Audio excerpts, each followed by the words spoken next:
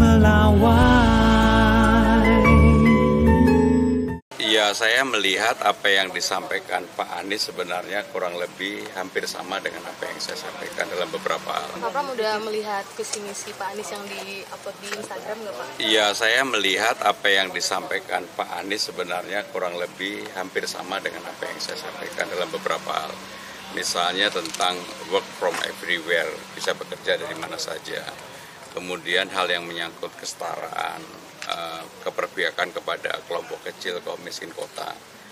Jadi saya melihat poin-poinnya relatif seperti yang saya sampaikan selama ini. Jadi saya merasa apa yang Pak Anies sampaikan kurang lebih semangatnya ya, yang paling utama esensinya itu sama dengan yang saya sampaikan, hanya yang membedakan misalnya hal yang berkaitan dengan Jakarta Fund, hal yang berkaitan dengan bagaimana saya berkonsentrasi untuk menyelesaikan persoalan-persoalan yang ada sebelumnya, baik Gubernur Anies, Gubernur Ahok, Gubernur Poke, Gubernur Sutioso dan sebagainya. Tapi secara prinsip spiritnya saya melihat sama. Pak, ini kan sebelumnya juga Pak Anies sempat ketemu Mas Rano gitu ya, dan poin-poin visi misinya tampaknya ada yang dibicarakan juga dengan Mas Rano. Apakah sudah ada komunikasi juga Pak Pram dengan Mas Anies setelah visi misi itu keluar? Ya, saya secara jujur belum berkomunikasi dengan Mas Anies, tetapi tim Mas Anies yang dulu melekat Mas Anies mulai dari sejak menjadi Mendikbud kemudian menjadi gubernur kan juga banyak yang akhirnya membantu saya seperti Mbak Mandira, kemudian Laude Basrip, kemudian juga Iwan Tarigan dan sebagainya lah. Jadi intinya saya merasa bahwa beberapa ada kesamaan, tapi tidak semuanya sama. Tetapi spiritnya kurang lebih sama. Ya. Apakah nanti ada komunikasi berlanjut dengan Pak Anies terkait visi misi, mengingat Pak Anies juga... Saya termasuk yang sudah mengagendakan untuk bertemu dengan Mas Anies, dan memang jadwal Mas Anies ini urutannya setelah Pak Ahok. Tapi waktu akan kami atur dalam waktu dekat ini, karena Mas Anies juga baru pulang dari Jepang.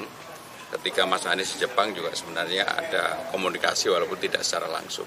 Apakah visi misi Pak Anies akan dibahas biar bisa diakomodasi oleh... Tanpa harus dibahas pun sebenarnya sudah terakomodasi, karena seperti persoalan kemarin di Kampung Bayam itu kan persoalan yang ada sejak zaman Pak Anies, dan salah satu hal yang menjadi concernnya Pak Anies. Maka kemarin ketika saya di Kampung Bayam, mudah-mudahan Pak Anies yang tanggal 22 Oktober 2022 yang terakhir ke sana, waktu itu belum terselesaikan karena pergubnya belum dibuat.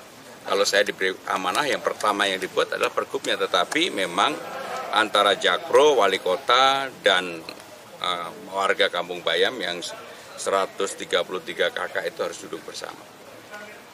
Ya. Dengan adanya kesamaan visi misi Pak Anies dengan Pak Pramono itu, apakah ada sinyal-sinyal bahwa Pak Anies kemungkinan akan...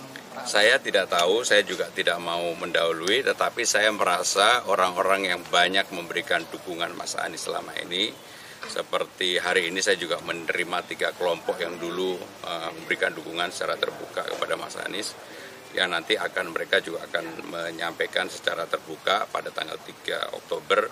Menurut saya ini sebuah langkah awal komunikasi tanpa harus kemudian Mas Anies menyampaikan, karena yang paling penting kan adalah bagaimana semangat yang waktu itu ada kelompok yang marah mau nyoblos 3-3-nya dan sebagainya, atau kotak putih.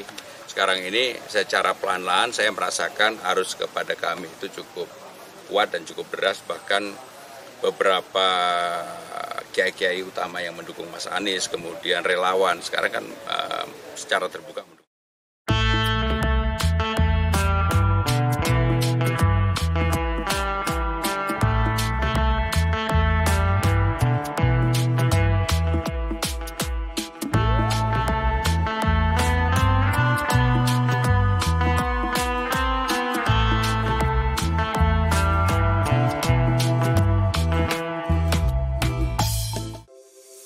Antara banyak sumber informasi, kami layak dipercaya.